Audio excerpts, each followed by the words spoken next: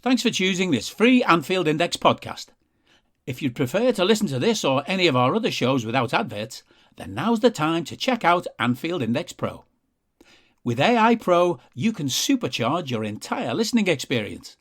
You'll not only get all of our podcasts without the ads, but you'll have them far faster with our quick publish feature available exclusively for subscribers. AI Pro also puts you in the heart of our sound studio, with an option to listen to many of our shows live and interact with the podcasters in real time as the shows are recording. Upgrading couldn't be easier. AI Pro is available on all popular podcast platforms, and we have our own apps for Apple and Android. Just head on over to AnfieldIndexPro.com and get started today. Hello and welcome to another episode of Scouser, Tommies. This one is coming to you just before one of the biggest events in the Scouse football calendar, the Merseyside derby, which, you know, maybe it's going to be our last one, so maybe it's the last time myself and Jay Reid can talk about derbies. It's also happening just as we've sort of shown Manchester across the other side of the East Lancs what exactly football is and showed them how to play. A little bit, I sound a bit cocky, don't I? I don't think we are that cocky, but we are enjoying it. Good times to be a Liverpool fan with most things that's going on the pitch, at least anyway, Jay. Yeah, you can't moan what's going on the pitch. You know, as you say, we put both Manchester teams back in the box. Obviously, we're chasing one of them down for the title, but the real rivals from down the M62 or down the East Lancs, however people like to put it, well and truly off the pitch, pretty much in the cat litter tray now, aren't they? If you are going to make pet references, you know, they're right at the bottom of the cage, rustling around in the dirty newspaper where the budgies have done the business. So, yeah, it was nice. It was honestly the best atmosphere I could say being in Anfield all season. On Tuesday night, I think it was something where, you know, people felt like obviously coming out of Wembley with a great result, beating the other side, and the old rivalry with Manchester United is the true rivalry. The whole stadium seems to just get up for it, and from minute one up until the very end, you know, it was raucous. It was what Anfield is touted as. I know people give you the old "where's your famous atmosphere" sort of shout, but you know, that was the famous atmosphere. That was the European night under the lights sort of thing atmosphere where, you know, some teams don't like it. Some teams like the tranquility and peace and calm a la Man City. And other teams like Liverpool thrive in the chaos. And I think that was the same with Wembley. It was, I'd say, 2/3, 3/4 Liverpool on Saturday. Yeah, I mean, it was like that caused the game. There's always a thing, isn't there, with Wembley games that if you look at the allocations, you kind of got the official, you know, Liverpool end, the official opposition end, and then you've got this kind of got the bits in the middle that are kind of like the corporate seats and the sort of seats that weren't really sold through the club. And there's always more Liverpool fans in those bits than there are any opposition fans. But I mean, just to add to that as well, that's embarrassing, I think, for City. And I know there were some issues with transport and stuff like that, but they couldn't even sell all of their allocation for Wembley. And, you know, you know yourself what it's like in Liverpool when there's a Wembley game on, everyone's asking everyone for tickets. If it's not for themselves, it's for the mate who's just missed out on a ballot or whatever, you know, whatever it might be. There's never enough tickets to go around. Yet there they were and having to put this great big fake banner over a load of seats, which, I mean, to be honest with you, they should have just let us have them, you know. I'm sure we'd have sold them. They gave us, I think it was about 1,800, 2,000 back. Unreal. Because I got lucky in the ballot, so I was over the moon. And then we had one person waiting. And also, we had two people waiting in the ballot results in the waiting list at position 500 and 1,000. The lad who was waiting at 500 said I might get lucky, sort of thing. And as it transpired, it dropped down to about 2,000 in the waiting list. That's what they sent back. Yeah. And then they couldn't even fill the upper deck. They still had huge banners and a lot of empty seats because, you know, Wembley's red. And it's very obvious when you've got a sea of blue or white, or what they're meant to have, a sea of blue and white, and there's a lot of red dots around there. I know some Liverpool fans were brave enough to go in there then, but they probably wouldn't have worn club colours, so the red seats were very obvious.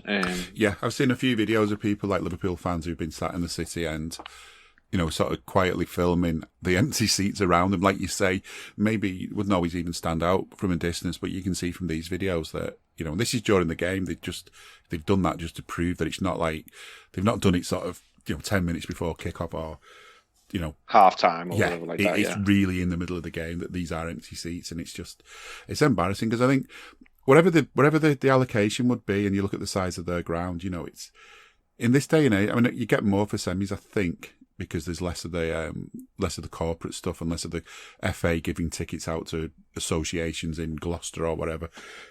There's more tickets for the semi, but even so, if everyone who went to their ground, if it was full every week, which it probably isn't, that's probably their allocation sorted. It just doesn't make sense because you see like a lower league team getting into a semi-final.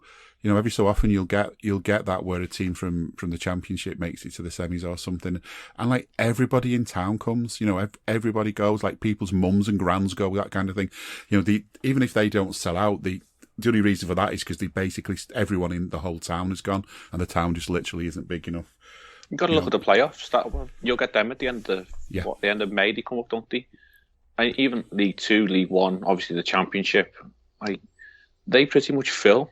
Well, I know definitely the Championship one does, but League One and League Two pretty much fill Wembley, and you're getting, as you say, town teams like who's probably got a town population of 50, 60,000, and they'll take 35, 40 down to Wembley. Like, it must be so surreal if you live in that town and don't follow football and walking around like some zombie apocalypse has hit and there's nobody about. There's not even the shop open for a pint of milk.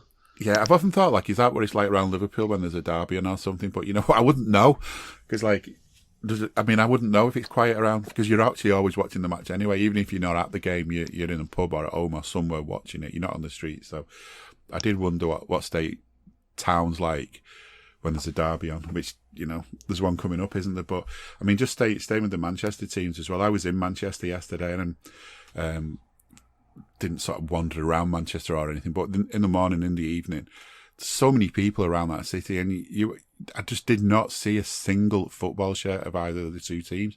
The only shirt I saw was, I think, an AC Milan shirt someone had on a train. It was literally, they're ashamed of it. And I'll say one thing about Everton fans is that they'll still wear the blue shirts even when they're having a bit of a bad time. They'll still, they'll still let you know they're an Everton fan. They're not totally in hiding. You will still see shirts around town, but I just think Manchester just doesn't know what to do with what's going on at the minute. I think the City fans are taking it for granted because you just don't know how long things are going to stay that way. If anything ever happens to them about financial fair play and stuff like that, the success they're on now could dry up. Chelsea maybe going to get loads of money thrown at them and could start eating away at City's success. As long as us, fingers crossed with Liverpool, we're not sort of at our peak yet. We're still going to get better and better, hopefully. And, and these days out could just be gone. And I just think, I don't know, it feels like, although you can't say why individual people didn't go, it just feels a little bit of arrogance almost to me that, it doesn't matter. It's not that big a thing. We'll go again. Maybe you won't. And that's the thing I've been saying all season for the last few seasons. Make the most of this. You don't know how long it'll last. And if you can get to a game like this, get to it. You just don't know if you'll get to the next one. Yeah, obviously there was, travel disruption last week, and it is the age-old saying, like, Liverpool fans will find a way there one way or another. Even if they have to get on the horseback, they'll get there. And I went through Birmingham. One person drove to Birmingham, and then we jumped the train straight into London. And the train, 10, 12 carriages long. I could say you could count on one hand the little batches of Man City fans you've seen. It was literally 90-10 in terms of percentages of like fans going to London for the game in favour of Liverpool. It was frightening, and obviously like all the way down through the stops, like going through stations such as like Bicester, Oxford, High Wycombe. Like these are like middle parts of the country that you wouldn't even associate with obviously having Liverpool fans there, but we are that big of a global club. Yeah. Every platform we stopped at, it was red shirts or Liverpool fans in one way or another, whether they had scarves or hats. You knew it was Liverpool fans, and very, very few Man City fans. And whether it's, some of them try to put the excuse out, they've been to Wembley that many times, but this is the biggest team in the land you're playing. Like, whether you've been to Wembley 10 times or once in your life, when you go to a game and you're playing the biggest team in the land, you turn up. Like, your team needs you. That's what you do. That's what being a fan is. Yeah. And it was embarrassing, really, what they showed up with. They've not got the proper rivals, have they, in a way? Like, I think if it was a Liverpool Man United semi-final, then there's just that rivalry that's gone on for years and years and years between us. If it was a Merseyside derby game at Wembley, I think it would sell out. You know, even Evertonians would find the chance to get down to Wembley. They'd take it, and these big rivalries are part of the attraction. But then, when you've not got the sort of long-standing rivalries, you've still got your kind of like, I kind of think of as like short-term ones, because you don't know how long they're going to last. Like, we had it a bit with Chelsea, because we kept playing them, and like especially like 2005 and every so often. But I mean, that rivalry isn't the same as what we've got with United or Everton. That's a totally different kind of rivalry. And the one that we're kind of having with City now feels like the same kind of thing. It'll last as long as both of us are good, and when as soon as one of us isn't good, that'll just go away again, and it'll just not be that same kind of rivalry. And for City, though, maybe that is their only rivalry. Like, they've not, Manchester United sort of hate Leeds, they hate us, they hate City, obviously, and stuff like that. They've got all those rivalries, but City don't really have them, do they? They've not, they were quite big at one time, went down to nearly nothing, went down a couple of divisions. They just don't seem to have the same rivalries. I mean, I don't know. Probably more of a rivalry with Oldham. I was just thinking, yeah, Rochdale, Oldham, that kind of stuff. Like that sort of northern Manchester, Greater Manchester region. Yeah. They're just an inflated, like, middle tier club. That's all they are, really. Like, you even look at, like, obviously Newcastle have gone sort of down the same route in terms of financial ownership and whatever. But they're a huge club. Like, Newcastle have always been established as a huge club, obviously a one-club city. And they've obviously got Sunderland, and sometimes they classify Middlesbrough as their rivals. But if Newcastle were to meet Manchester United or meet Liverpool in a league game, it's a huge game because it goes back through history. Yeah. And you couldn't pick out a game from the mid-90s or noughties with Manchester City and say, that was a barnstorming game, or that was one for the ages, that was one to remember, because they weren't about. They just weren't there. They literally only appeared when they got the cash. And as you say, if the cash was to disappear, for whatever reason or another, the decline might not be as fast as the ascent, but they will decline more than likely, because that's their level. They're just not that big a club as much as they think they are. It's just overinflated, falsified. That's all they are. And I wonder how long the fans will stick with them as well, because there's going to be a lot of the fans. I mean, I can remember a time when you would see quite a few Blackburn shirts around. No, not in Liverpool as such, but, you kind of just travelling around the Northwest generally, maybe even the rest of the country, you'd see Blackburn shirts because they just won the league. And, I'm sure that most of those people that you would see away from Blackburn wearing those shirts have not got a Blackburn shirt anymore. They're either not into the football or they've changed who they support. And I don't know. I'm not saying all City fans are like that, but there's quite a few who you just know are just going to be, I'm not asked about football. You know what I mean? Yeah, I mean, like, I had my partner's boss.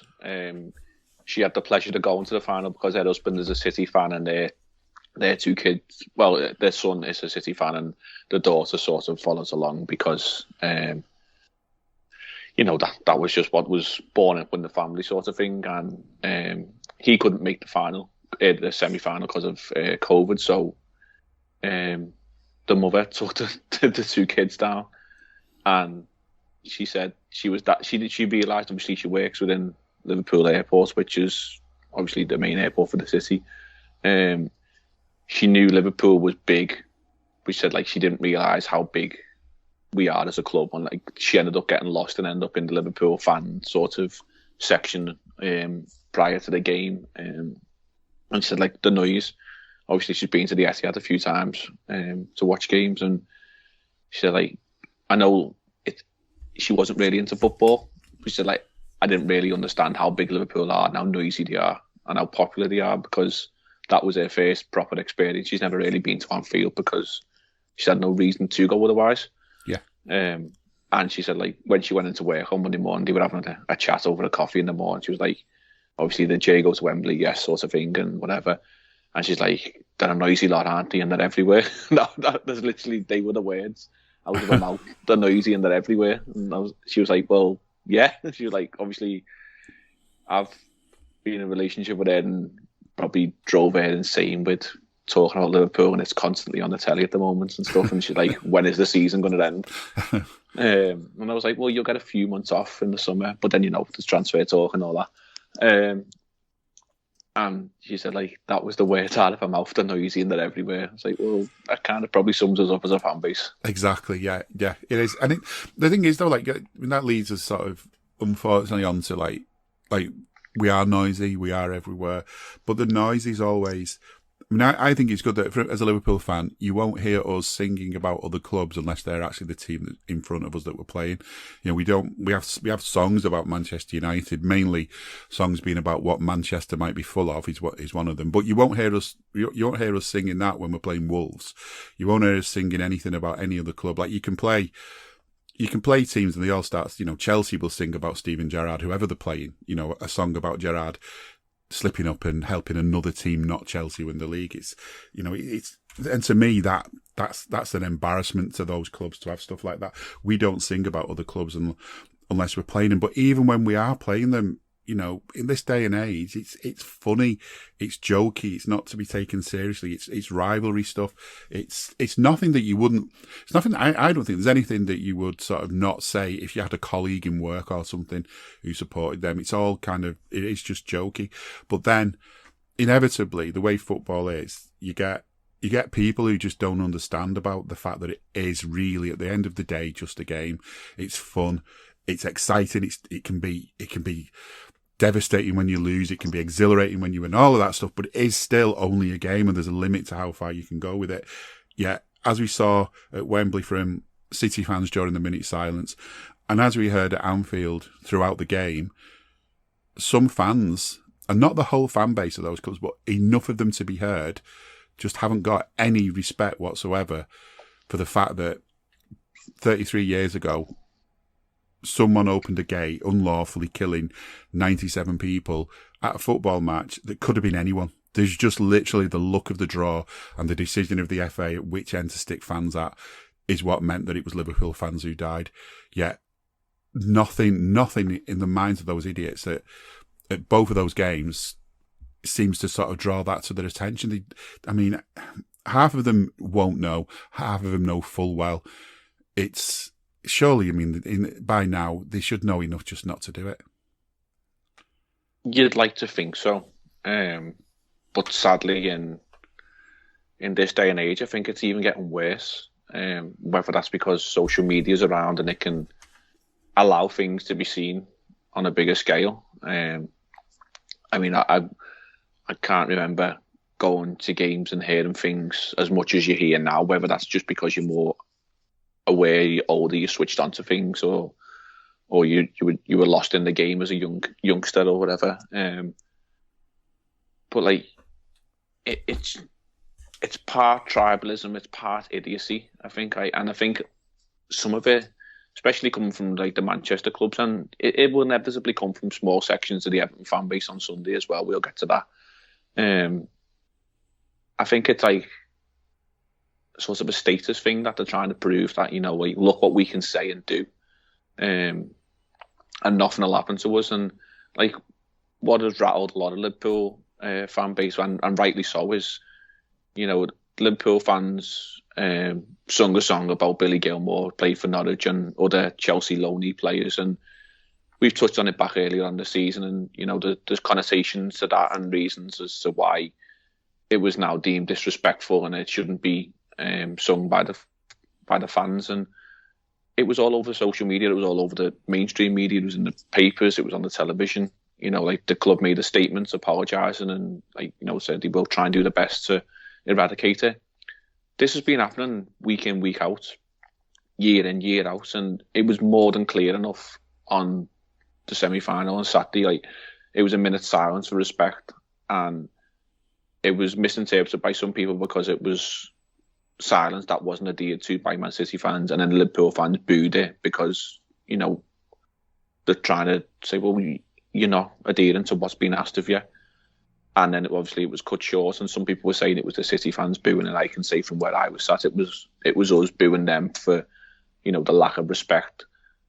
And then, fast forward 4 days later, we show a sign of respect to a man who plays for Manchester United, who's lost a child. Not regardless of who he plays for, he's lost a child. Yep. And it was a huge outshowing of respect from pretty much all corners of the ground. And from what I could see, the Manchester United fans appreciated it. And then you still get the mindless idiots who, not even a minority, because it was loud enough to be heard at the other end of the ground where I was in the Cop end, saying what they say. And, there's no sort of outcry on social media or in the national media or on the television. Like, it's gone too far now. We've all seen what's gone on with the Hillsborough campaign, the trials and tribulations through the courts, and justice has never truly been served. But things need to be done now, because it feels like it's one rule for one and one rule for everybody else. Now, whether that's a true reflection on society, which it could be said in the current times, it's not right. It will be happening on Sunday. We know it will. And you'll probably get, who else we got to come to Anfield this season? Tottenham and Wolves. There'll probably be some sort of reference, whether it's heard loud enough or not, possibly from them fan bases. We've then got Villarreal coming, who are openly respectful to it. They bring banners, and they've openly respected the loss of the 97. It just shows, like, it's not every fan base. It can be, respected, and that's all Liverpool fans really want is respect and justice for it. I think what's wound me up in a lot of ways is, I mean, for one thing, we're not upset for ourselves, most of us, as in the people who are upset. We're upset for the families. We're upset for the survivors who actually, to this day, are still still suffering from PTSD. We're sad for the families of the people who got PTSD and ended up not living as long as they should because of the toll it took on them. It was horrific. It was absolutely horrific what happened. And to be a family member, knowing that your loved one went in what was a horrific situation, and all because of someone being incompetent and unlawfully, a man in control, a man in a privileged position, an important position, a position where you should be able to be trusted, couldn't be trusted, and he basically unlawfully killed those people. It's not us en masse. It's not the cop that you're upsetting. You're annoying us because we're sticking up for the families. We've had to stick up for the families for 33 years because the police tried to cover up what happened because certain sections of the press thought it would be a good laugh to help them. And for years and years and years, all these myths have persisted. And I think there's going to be some people who don't know because, to be quite honest, they're not asked. And that's the way it is. They've heard the story that they want to believe. They're not asked. The same kind of people who, without going on about politics, you kind of, you hear people in political arguments, and they just made their mind up months ago about something they heard off some YouTube channel from some dodgy sort of biased individual, and that's it now. That's the version that suits them. Whatever it's on, Brexit, immigration, whether it could be on all kinds of different things. They've just made their mind up, and that's it. They're just gonna go along with it. And so there's always people like that.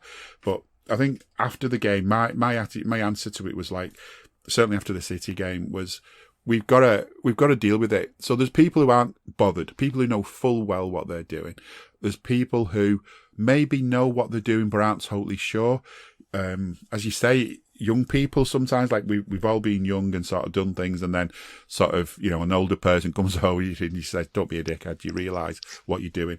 So to me, one of the key things we can do about this is educate people. Now, if it's my fan base that's doing something wrong, and I think the Chelsea chants, we made a big deal about that as a club, then I think it's my role as a fan that if I spot anyone doing stuff they shouldn't, that I can go to them and say, "Listen, that's not right, and this is why it's not right," and try and explain it to them.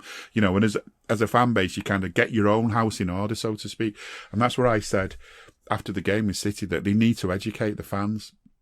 And I was clear with what I said, that I know it's not all of them, but the fact is it's some of them. And if it was Liverpool fans doing something, I'd be ashamed as a Liverpool fan. I'd be embarrassed. I'd be upset. I'd be annoyed. I'd be angry. And I'd want it to stop. I wouldn't want them to be associated with my club. And I wouldn't do it by saying, it's just a minority. Most of us aren't like that. They're idiots, these. I'd be like, yeah, it is a minority. Most of us aren't like they are idiots. But we still need to stop them. We still need to do something about it. And the attitude from some people was, City put an apology through to the BBC. They didn't put it on the website. They didn't put it on the social media. They've not followed it up at all. It's like they've just about done the bare minimum. Yeah, apologising to the BBC gets it some coverage. Yeah, Pep talking about it afterwards when asked gets it some coverage. But the lasting thing is to get something on the website, is to make an effort and to educate people. And maybe it's time the FA, the Premier League, and all the other bodies in the game sort of got together and said, we need to educate everybody on this. We need to explain why it's wrong. And I think education is what makes a difference. I think the reason racism was rife when I used to go to the match back in the 80s. It was. It was horrible what happened if a black player was playing. Even, and I'll say this now, including Liverpool fans, including the cop, it was horrible. When John Barnes came, it stopped. And I think maybe what made it stop then is that people opened their eyes and started thinking about what they were doing, and they were educated, if you like. And that's the thing, it's about education. If you don't know it's wrong, or you don't realise it's wrong, or if you think you've got a bit of a justification for it, you'll do it all the more. So it's time to educate. And it just frustrates me that the attitude from some City fans to me on Twitter was, what do you want us all to go on Hillsborough awareness courses? And it's like, no, I want you to feel bad about what happened, and I want you to want it to be better for the sake of your club and your reputation, if nothing else. And that, to me, just sums up some of the people still watching the game now that just do not give a damn about what they do.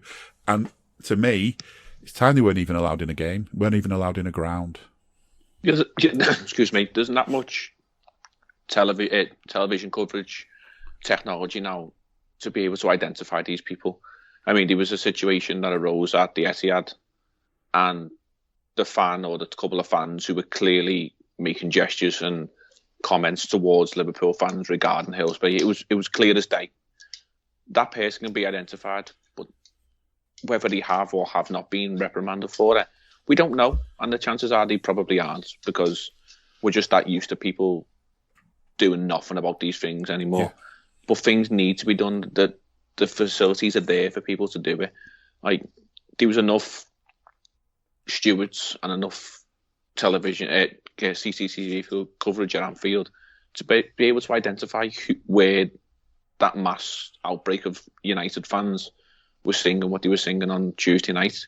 It was there. It was evidence. And just as you were saying about the education and the awareness and stuff like that, as you say, Pep was prompted about it and then commented.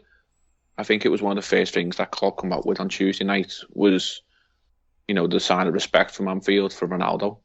And it wasn't even a prompted question, a loaded question for him. It was something that he's come out with because he's just a class man. He understands football. He understands people. He understands society.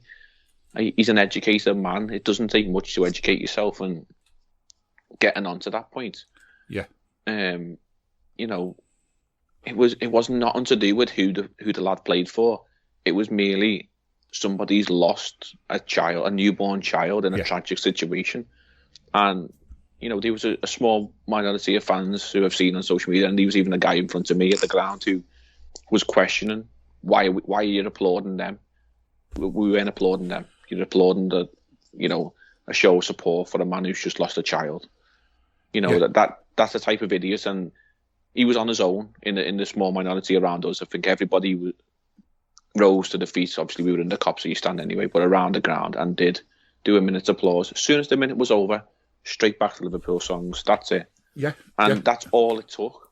It's humans. It's humans feeling for other humans, because it's not just a player. It's his partner. It's the siblings of the lost child. It's one of the most horrific things a human can go through. It is. It's death's not an easy thing to deal with, but to lose a child is horrific. And I think, I don't know, I reckon all of us know somebody who's been through something similar, if it wasn't themselves. So it's that kind of saying, isn't it? There, but for the grace of God, go I, and all of that. You're just glad it's not you, and so sad. And what can you do to help them? There's nothing you can do to help them other than try and show them that you're thinking of them. And does it hurt to kind of clap for a minute, to sing songs, to be nice for a minute? No, it doesn't. And I think anyone who didn't want to join in that, all you had to do was just stay quiet. Like, you didn't have, don't moan about it. I think you were saying, weren't you, that you heard someone complaining, but, don't moan. If you don't want to clap, don't clap. It's like when there's a minute's applause for something, if you don't approve it, just don't applaud it then. Just stand there quietly, but don't make a din. Don't be, don't be noticed, in other words. And I think, it's like that with this. If you don't think it's right, just stay quiet. It's not wrong. If you don't have to join in, if you're that bad with your rivalry, you've got let people get under your skin that much, then fine. Just stay quiet and let other people show what you maybe should have done if you were a bigger person.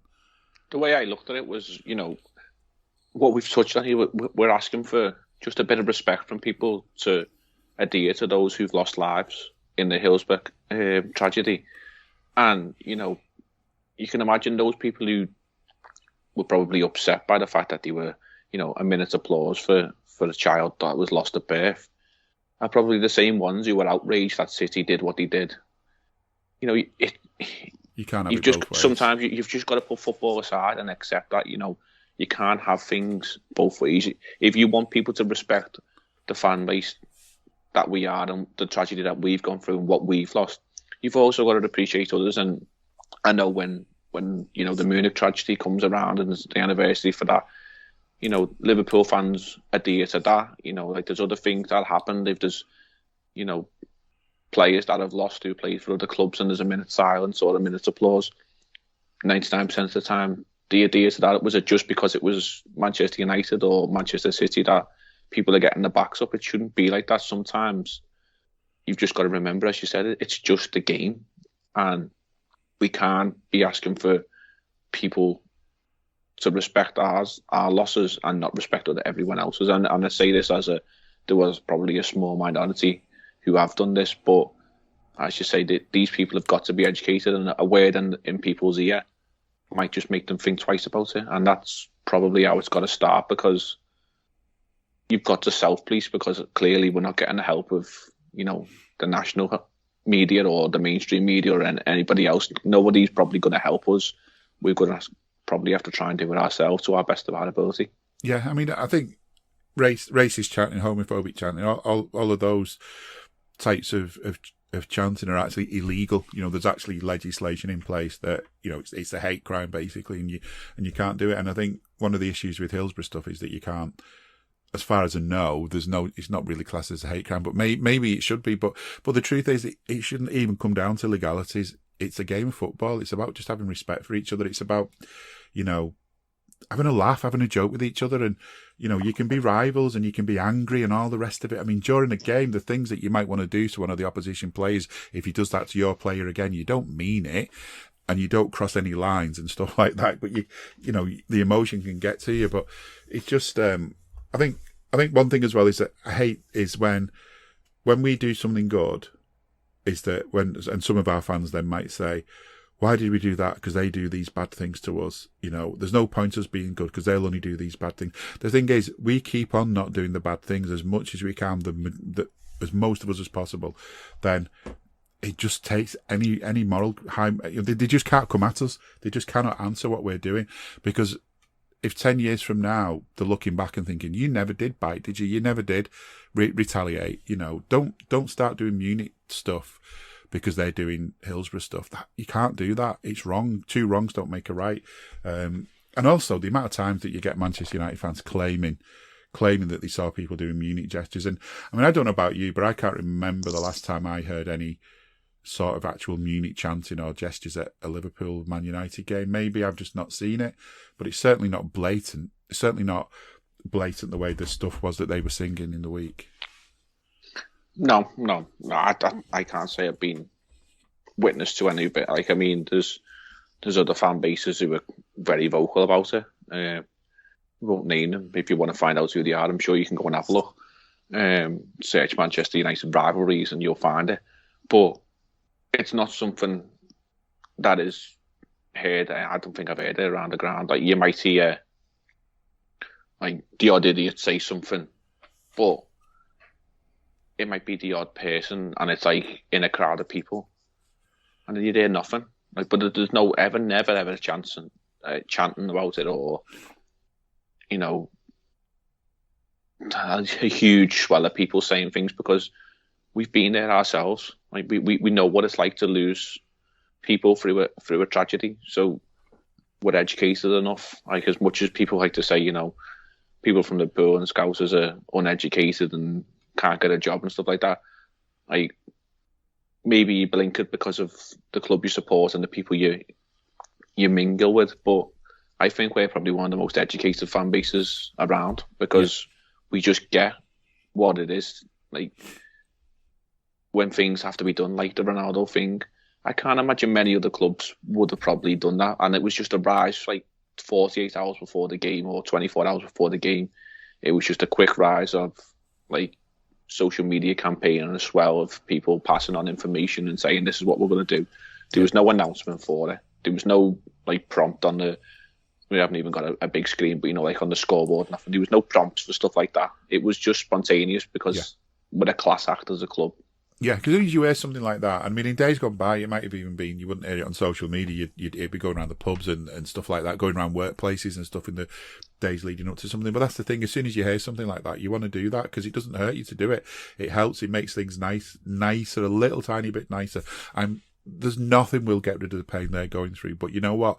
Ronaldo's thanked the Liverpool fans for what they did, and it suggests that maybe it took away the pain just for a moment for him, a little tiny bit. And they're the things that can make a difference. And, the exact opposite to what all the Hillsborough chanting type people are doing, because they're just prolonging the pain and continuing the pain. Because I've seen Hillsborough family members talking about it this week, and people I know who are family members and survivors, and I know how much it hurts them and how unnecessary it is. And, it's just time to stop. It really is time to stop. Away from that, though, I think there's another way to look at Manchester, and we've sort of shown them how to play football in the last couple of games. I've actually had a Man City fan say to me that we were amazing at Wembley. We deserved to win, He wasn't prompted. He wasn't under any pressure to say it. He really felt it. And I think that to me, what I found interesting about that is that we are closely matched. I mean, the league table tells you how closely matched we are. The game at their place tells you how closely matched we are, and the last one at Anfield. But are we maybe just starting to edge ahead, or was that just one game? It feels like we're the stronger team now. It won't necessarily win us the league, because they might still be strong enough to win every game they've got left. But to me, it does feel like we're the stronger team now. I think we're just a stronger club. Yeah. I think we've always probably had, on paper, when it come down to it, I think we would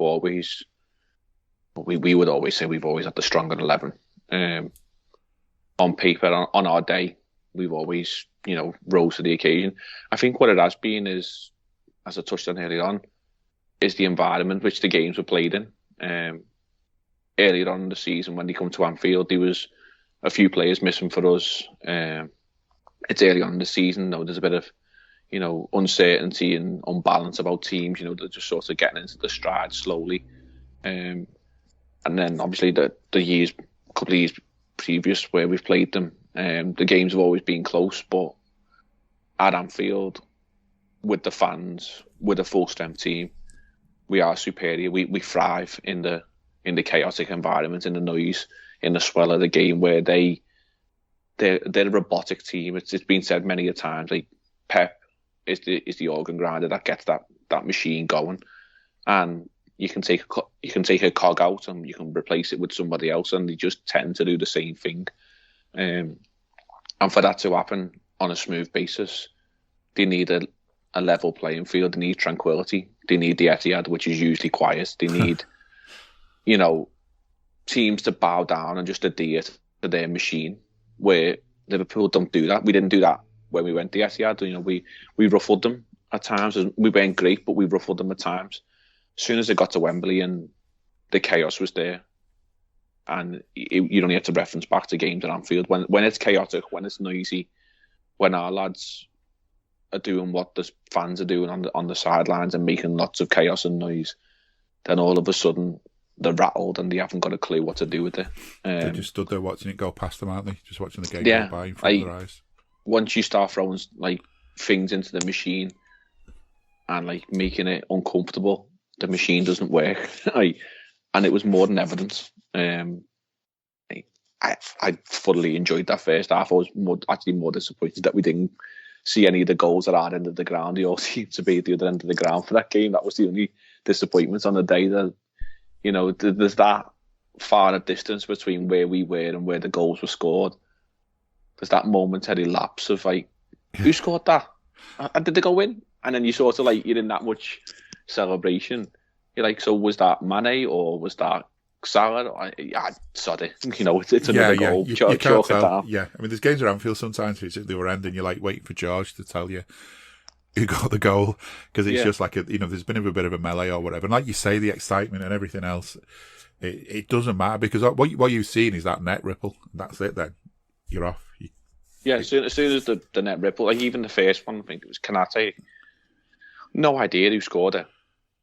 Like, because you just seen the corner come in, the net go mad, and then it's just chaos, and you're like, so we actually scored, and there's probably about a 40 second wait between knowing who had scored. And yeah, it's just when we can play like that, we don't have to play that every week, and we've seen it probably since Christmas a couple of times. When we want to go up to third or fourth gear, we can do it, and nobody can compete with us. I think that when we played in the league game, I think that our issue was it took us a while to remember that we needed not to just play second gear for this game. We needed to get into third and fourth gear for this one. It felt to me like we just took our time doing that. I don't think we took our time at Wembley at all. We were straight in, straight through the gears into the top gear, basically, the first half, maybe eased off a bit second. And against the Manx, I think, I don't think we got out of second gear. Yeah, we didn't need it, but we were clearly 2 gears ahead of them, and that's the way that's the best way to play. Just stay 2 gears ahead of them, whoever they are. In the case of the Manx, then actually you could probably stay in first gear and still be 2 gears ahead of them the way they are at the minute. Which, we felt sorry for them in the second half. We seemed to let them have a bit of a chance.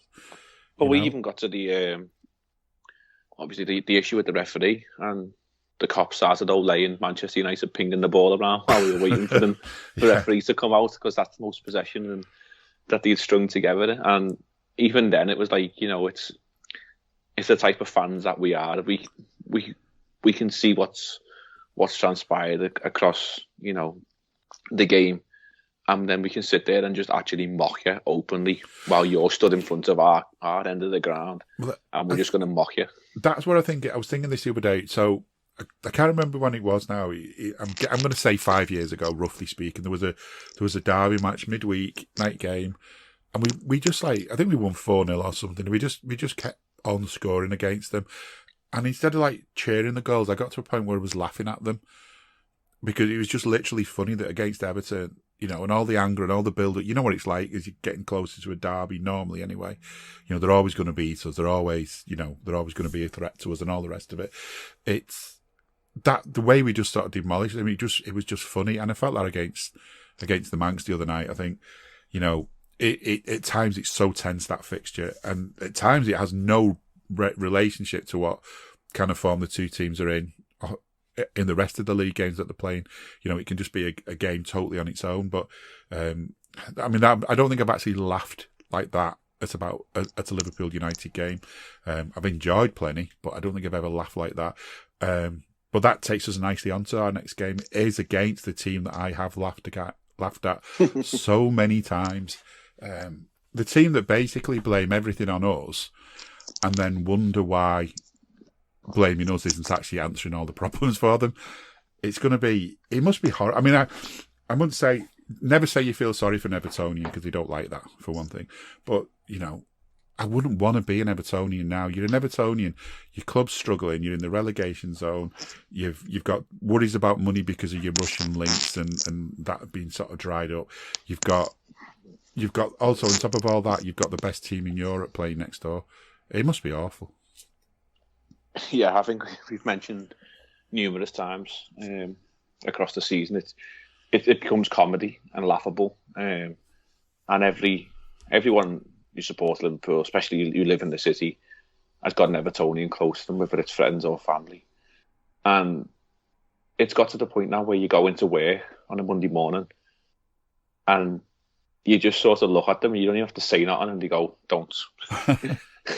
You don't even have to open your mouth. Like, usually you could go in, you could say like, "Oh, you're lucky there at the weekend," or you just got beat, or whatever. There might be some sort of football conversation, or if they had lost out to a late minute goal, you'd be like, "Ah." Where now it's just, you just have to look at them and they go, "Don't start," and you're like, I wasn't going to say anything. I was literally just going to wish you good morning. And they're like, "No, we're not. It's written all over your face." And you're like, well, and, the couple of people who have got, who are Everton fans, they want the season to end like yesterday.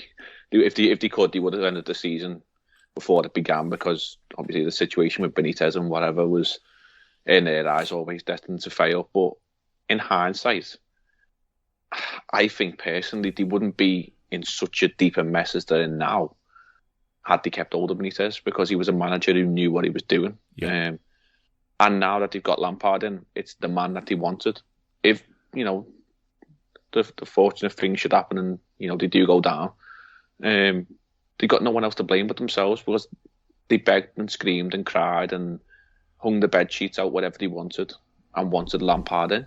Yeah. And if Lampard takes you down because he's got no managerial experience in a relegation battle, he's barely wet behind the ears as a manager, and he's not even exactly great at that.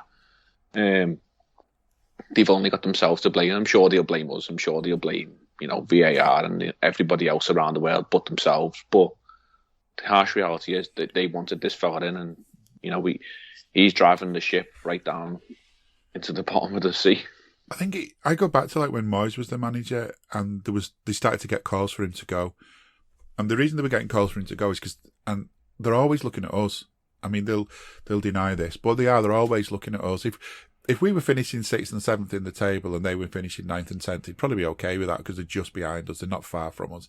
They'd be, their ambition would be that next season they'll be the one finishing 6th and 7th, and we'll be the one just below them.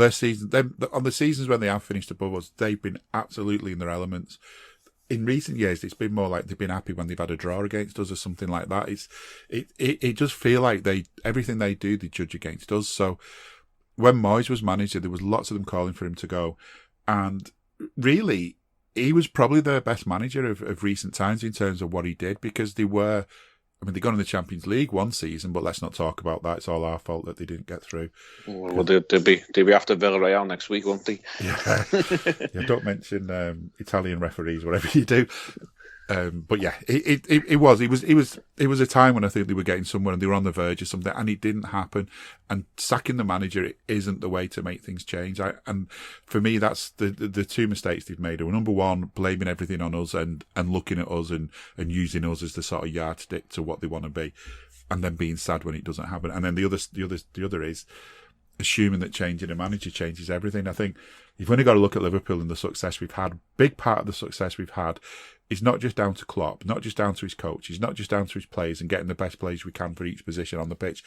It's the fact that there's guys at head office who just know exactly what they're doing.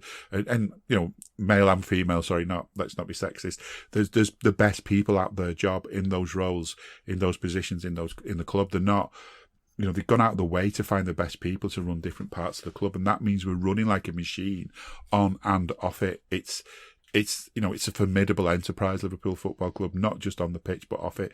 And then you just look at Everton, and it just feels like it still feels like an amateurish club that's sort of, I don't know, relying on volunteers to help out too much and just trying to do stuff on the cheap all the time.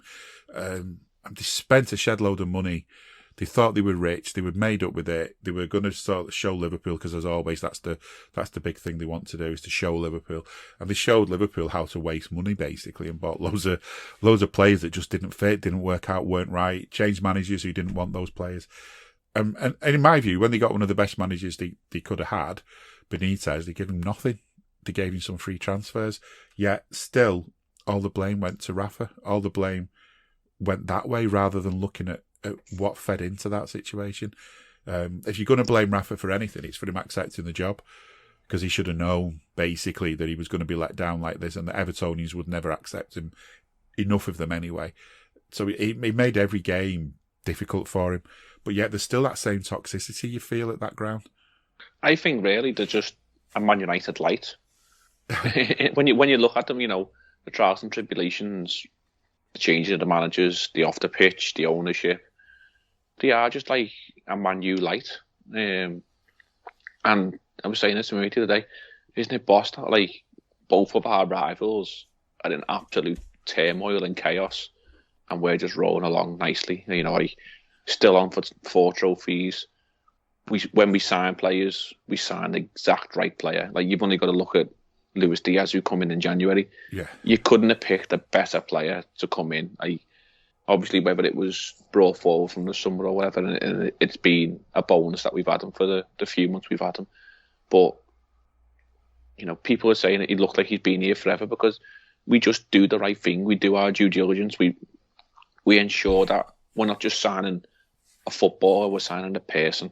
And with United, whatever, and it's just been throw some cash at this lad and it might work. And not necessarily any sort of plan on the field, off the field. Ironically, both the stadiums are crumbling apart. It is, as a Liverpool fan, it's so good to be sat here in a comfortable position. But as you say, we are the yardstick for both of them, and they're miles behind. And Everton are like years behind at the moment. They are so far behind, and you do fear if they do go, there could be a while before they're back. So maybe this Sunday is a party for us. Maybe it's a celebration that it could be the last one for a while. It could be. I mean, you look at Derby, and Derby have just gone down another division. Ex-Evertonian, always once a blue, always a blue. Went and joined Man United. Wayne Rooney is the manager, and to be fair to him, he's done his best. He has done his best, but the amount of points they've had deducted because basically an owner tried to get round some rules on FFP and didn't get round them. Tried to use different companies and so on to put money through and things like that, which is probably okay in the normal business world, but in football you're not allowed to do it. It's against the rules.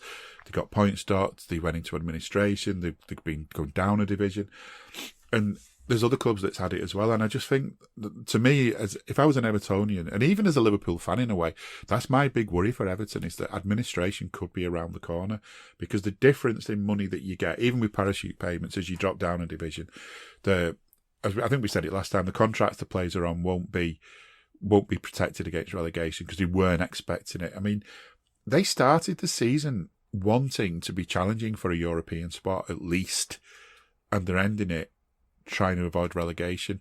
It's bad management from above, in my view. But I think also that I genuinely don't think that loud sections of the fan base help them, because it is that thing. Blame it on Liverpool, blame it on the manager, shout at your club. I mean, the way they campaigned for Lampard, what was the thinking behind that? Was it literally that he was ex-Chelsea, Liverpool hated him, and he had that argument with Klopp that wasn't really an argument, he just looked a bit of a div? Yeah, because we went and scored as soon as he started marving off. Yeah. And that was in our celebration period, wasn't it, when we'd already won the title. So I think that genuinely all it was. I think if you'd offered them Wayne Rooney, they'd take Wayne Rooney as manager, and they wouldn't say why they'd take him, whether he was a blue. But he was a mank for 7/8 of his career. He played at Man United. Yeah, and I think he still lives over that way as well, doesn't he? Yeah, but they'd take him because he's one of us. The whole cries for the big dunk situation. Give it to Big Dunk.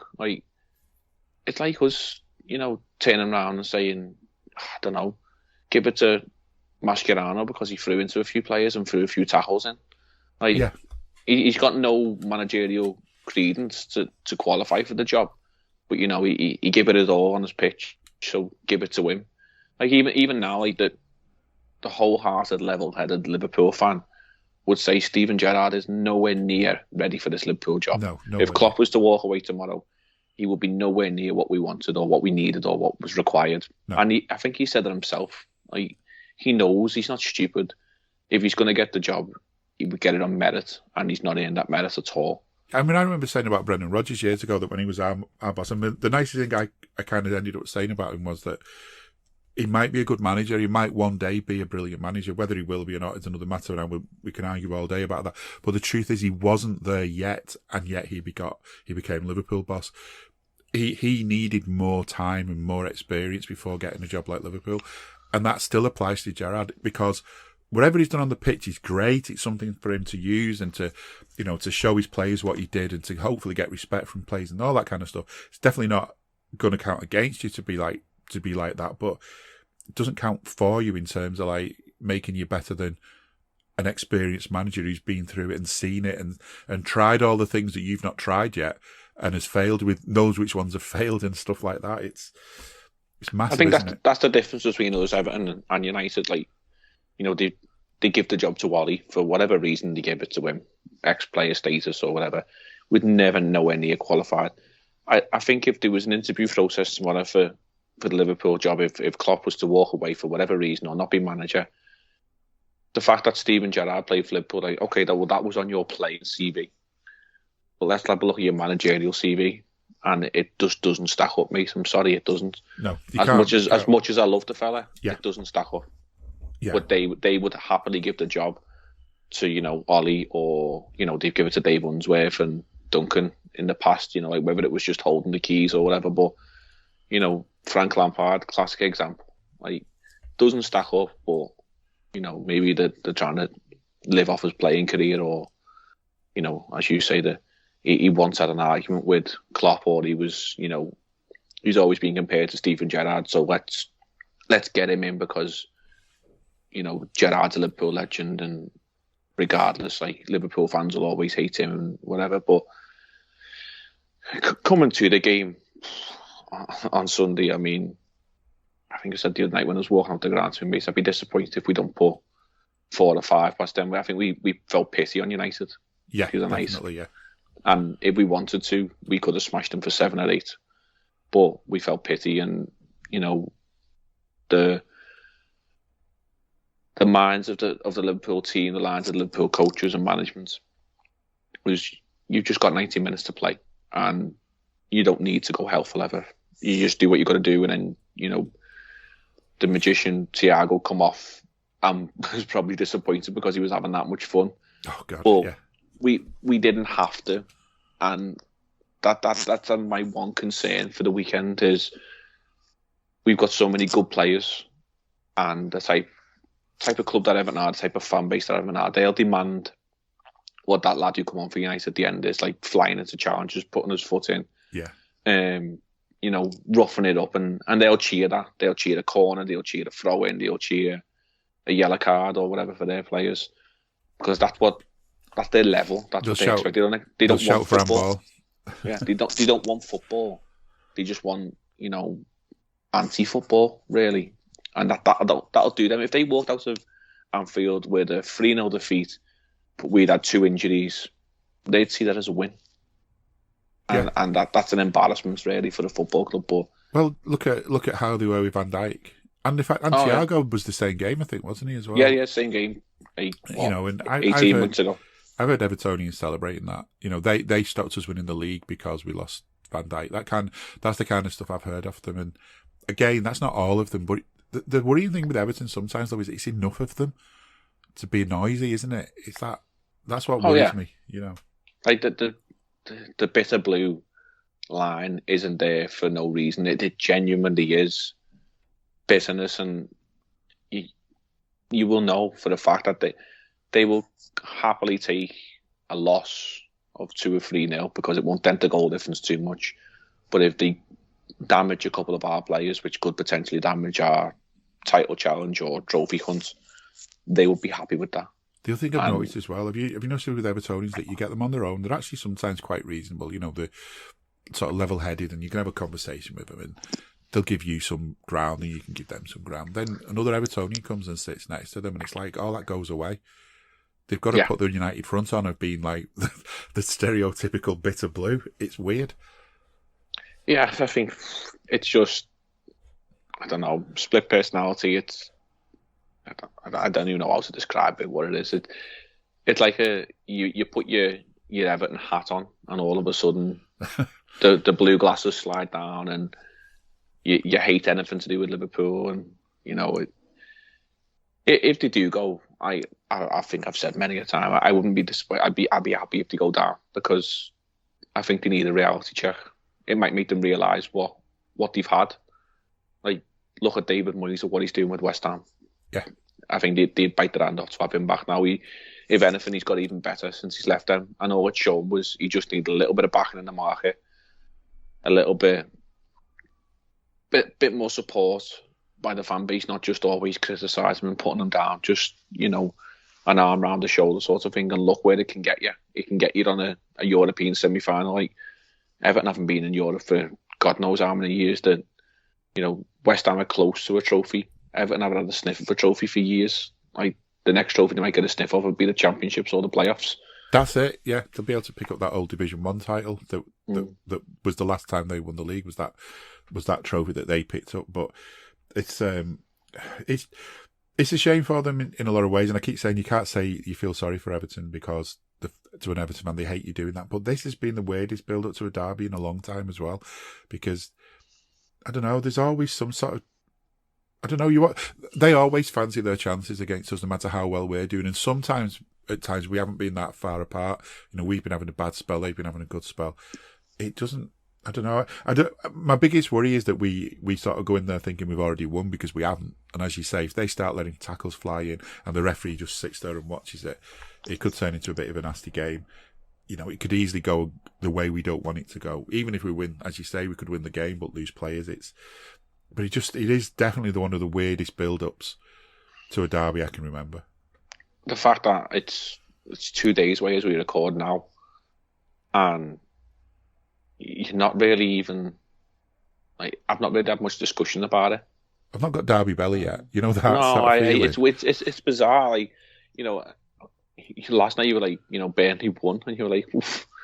Like, I was sat there looking at the fixtures, going, well, Burnley have got Wolves at home on Sunday. If they get even a point, Everton in the bottom three by the time they kick off against us, and yeah, because they play first, don't they, Burnley? So the reality of the situation is we're going to spank them, and they're in the bottom three. Like, I don't think I've ever been in this situation before. You've been in games where they've been struggling, but I don't think we've ever been this close to the end of the season with us going for everything and them potentially going down. I think it'll be a bizarre atmosphere. I think all it will be, it'll just be a party. I think we're just going to revel. If we get a couple of goals up like we did against United, it will become the party atmosphere. The Olays will be out pretty early. The tricks will hopefully be out, and as you say, you need a strong referee always in a derby, regardless of the situation. But this one, they could lose their heads, and they're going to be egged on by their fan base. They're not going to be expected to put a foot in and leave a foot in.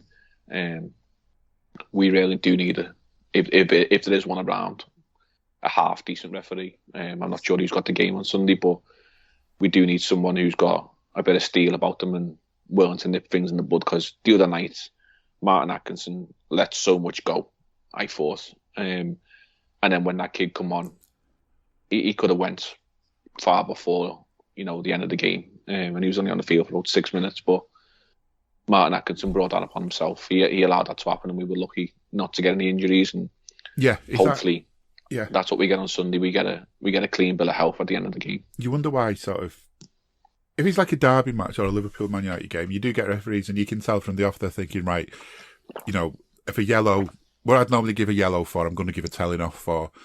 What I normally might be thinking of a red for, they'll get a yellow for. You know what I mean? It's that kind of, you can get away with more because it's a big occasion. That's fine to a point, as long as there's no actual genuine danger to players, and as long as you're consistent. And that was one of the wind-ups the other night, is once again, our players were getting booked for stuff that they were getting away with. It just seems to happen way too much. But you know what? This is what I do love about this Liverpool side, is that we get dodgy referees, but we don't care because we just get on with the game. We just deal with that. That's just another one of the obstacles in our way, so we deal with it. We score the goals, we get round it, we get the next chance. We just get on with it. Klopp will have a good go at the fourth official, but, we just get on with it. Another one I was just going to say quickly as well is about the atmosphere at Anfield and stuff is, like, Jordan Henderson's a player who isn't well loved on social media, I would say, by Liverpool fans because he's not the player he was, and some people argue he never was that player, but he is. He's a well-loved player, and that's what I find. What I like about the way Liverpool fans will be is that Henderson was getting his name sung the other night. It's every single player, even if they're having a bad time, there's still a Liverpool player. There's still one of ours, and we do still try to encourage them. And this is again one of Everton's things that they wouldn't encourage their equivalent to Jordan Henderson.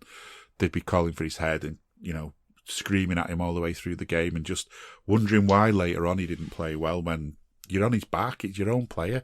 You're not showing any sort of encouragement. But the other thing as well is after this game is if we do as well as we think, I wonder how early they'll all be leaving. And when they do leave, I wonder what the next step will be. I'm just wondering what kind of banners are we going to see on Walton Road and so on next week. I don't know. I think if you're an Everton supporter or you've got a son who's an Everton supporter, I think you best put your bed sheets in the wash and make sure they're clean and ready for Sunday night because one might be needing them.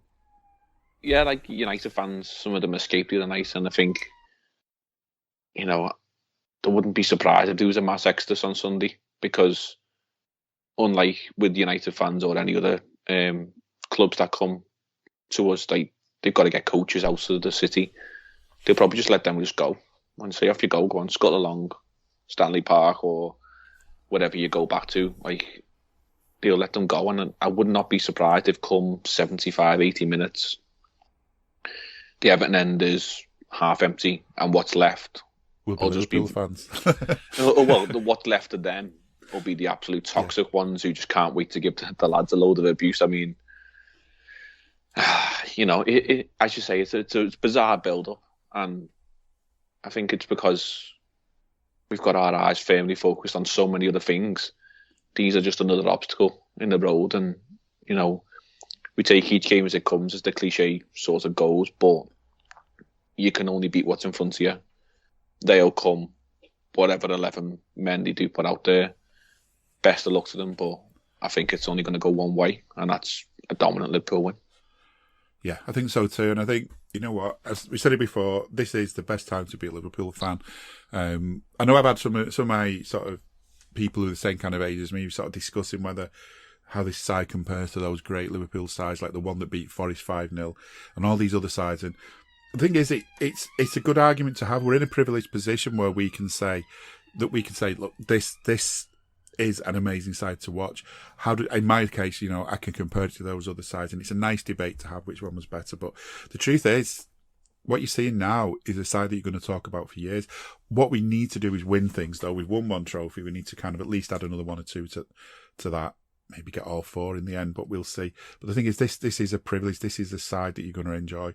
You support the best team in the world, in my opinion, and there's nowhere comes close to it because, as we've said throughout this last hour or so, it's not just what's on the field, it's what's off it. It's what we are as fans. It's the difference I think we make as fans. It's the way we are that it is only football, but we love our club. We'll support it forever. We don't have to play dirty to support it.